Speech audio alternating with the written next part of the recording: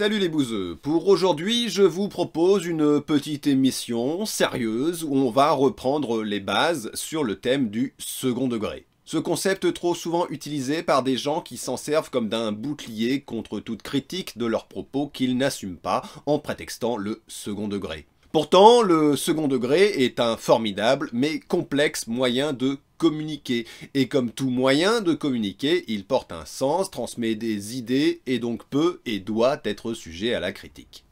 Avant de commencer, précisons que cette vidéo s'inscrit dans la continuité d'autres sur le thème de l'humour, comme LBM 88 sur l'intention, LBM 76 sur l'autodérision, LBM 48 sur peut-on rire de tout le monde, ou bien sûr LBM 35 sur les différences entre l'humour noir et l'humour oppressif. Bref, contrairement à l'idée répandue, le second degré ne consiste pas à ne pas penser ce qu'on dit. Ça, c'est plutôt du mensonge ou de l'hypocrisie, en fait. Si tu penses pas ce que tu dis, pourquoi tu le dis? Non, si tu le dis, c'est bien parce que tu considères qu'il y a au moins quelque part une part de vrai. C'est cette part de vrai ou de vrai perçu qu'est le second degré.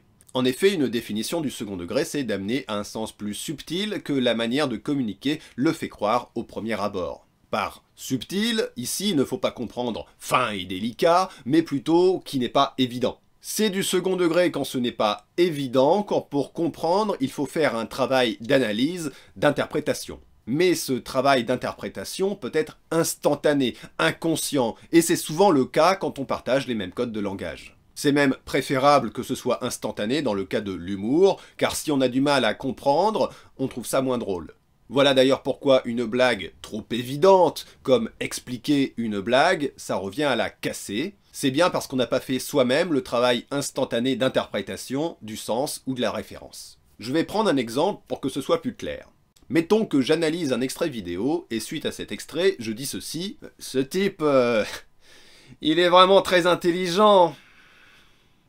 La plupart des gens comprendront instantanément que j'ai fait un sarcasme, c'est-à-dire de l'ironie piquante, presque méchante, c'est-à-dire que je veux faire comprendre le contraire de ce que je dis au premier degré, ça c'est l'ironie, et je le fais pour être blessant, ça c'est le sarcasme. Je ne dis pas que je trouve le type en question très intelligent, en réalité je veux dire qu'il est con. J'ai mis en place des codes, une façon de parler peu naturelle, un jeu de regard, un soupir, un haussement de sourcils, etc.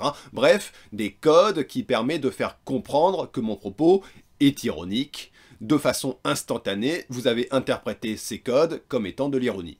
Entre parenthèses, rappelons qu'on peut faire de l'ironie sans ces codes, cela s'appelle de l'humour pince sans rire, et je développais ça là-dessus dans LBM 88. Toutefois, il ne faut pas légitimer une autre idée reçue consistant à amalgamer l'ironie et le second degré.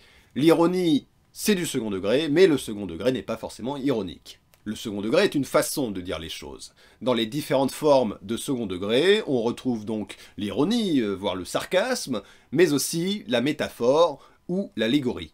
Vous connaissez tous les expressions le sens littéral et le sens imagé, ou le sens propre et le sens figuré. Ces concepts permettent de bien comprendre les différences entre le premier et le second degré. Le sens propre, c'est du premier degré. Le sens figuré, du second degré. Si je dis « j'ai tellement faim, je mangerai un cheval », tout le monde comprend que non, je ne mangerai pas vraiment un cheval, ça n'aurait pas de sens. C'est juste une façon exagérée de faire passer mon propos consistant à dire que j'ai très faim. De la même façon, dire « il est bête à manger du foin », c'est une image pour dire qu'il est très bête. Maintenant, si je réponds à ça en disant « mais non, il n'est pas bête à ce point-là », là je fais une réponse au premier degré car je n'ai pas compris que c'est juste une image.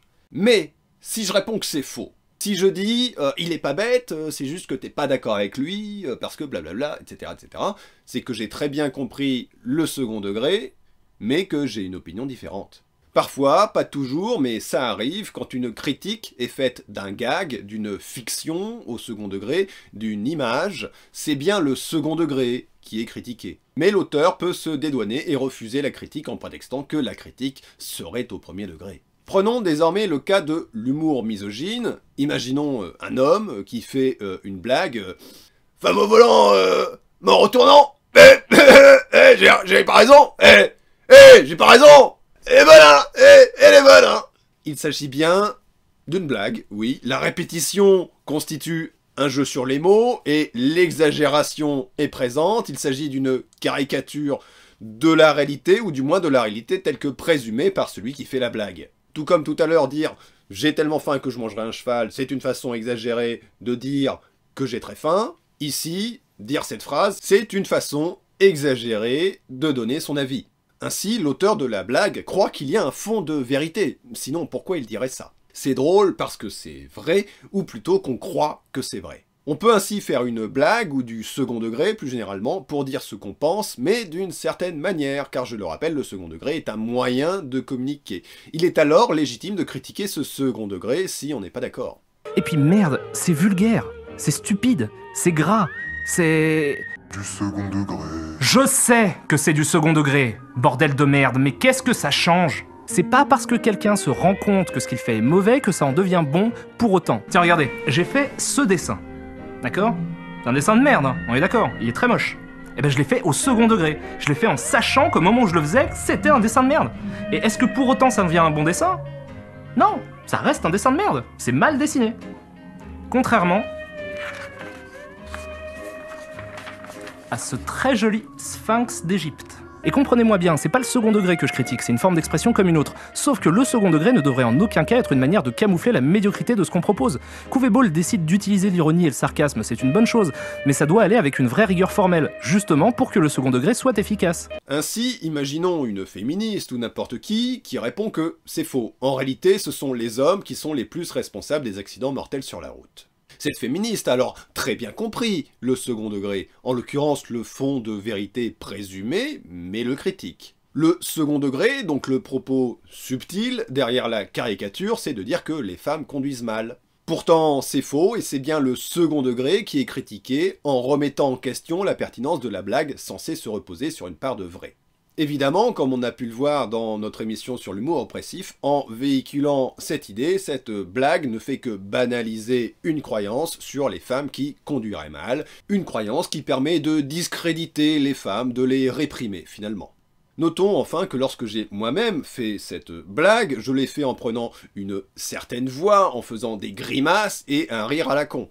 Il s'agit là encore de second degré, non pas pour être d'accord avec le propos sous-jacent, mais pour m'en distancier, pour ajouter un autre propos second degré consistant à faire comprendre que, en gros, pour dire ça, faut être con. J'ai donc fait de l'ironie, alors que le propos d'origine, lui, n'était pas ironique, mais dans les deux cas, on a du second degré.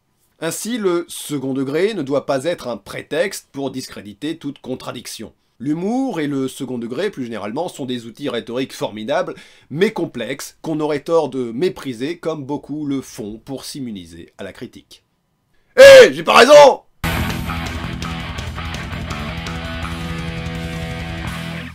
Notre émission est désormais terminée, j'espère qu'elle vous a plu. Si c'est le cas, n'hésitez pas à le préciser dans les commentaires. Vous pouvez me suivre sur les réseaux sociaux et me soutenir sur Tipeee. Les liens sont dans la description. On se retrouve la semaine prochaine pour une prochaine émission du Bouzeux Magazine.